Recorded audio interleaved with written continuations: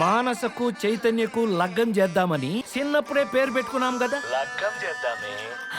అట్లనే చేద్దాం అన్నా.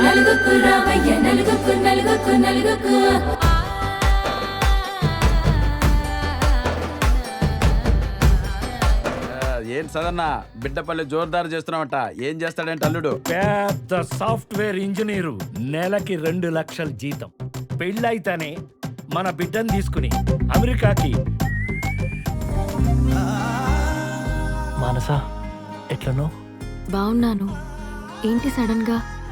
ఊరెళ్తున్నాను, ఒకసారి చూడాలనిపించి. ఇన్ని రోజులు నీ డెస్క్టాప్ పైన వాల్ పేపర్లా ఉండేది, ఇప్పుడు నీ లైఫ్కే కవర్ పేజ్ కాబోతుందన్నమాట. వెంకటేశ, కట్నం గురించి నువ్వు మాటను. మా అమ్మాయిని మా ఇంటికి పంపని కట్నం ఎందుకు?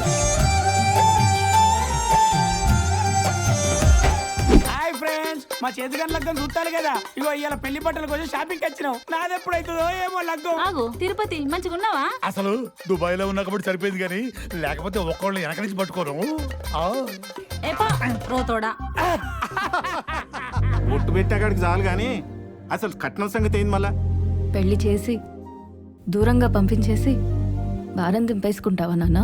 నువ్వు నాకు భారం ఏంట్రా, నా బాధ్యత. నా కోడలికి అన్నీ నేను పెట్టుకుంటా. చూసిన వదినే, సుగుణవ్వకి మానస అంటే ఎంత ప్రేమో. ప్రేమ పాడ తల్లి లేని పిల్లని జాలి చూపెడతారు. అమ్మ లేదనే మాట వస్తే వాళ్ళ ప్రేమ నాకు అక్కర్లేదు. నీకన్నా మానస నా కడుపును పుట్టుంటే బాగుండేదిరా. నీ గుండెలు ఎంత బాధ పెట్టుకున్నావని ఇవాళే తెలిసిందే. ఇంక పెళ్ళొద్దన్నా. ఒక్కొక్కడిని గింగిరాలు తిప్పిస్తా.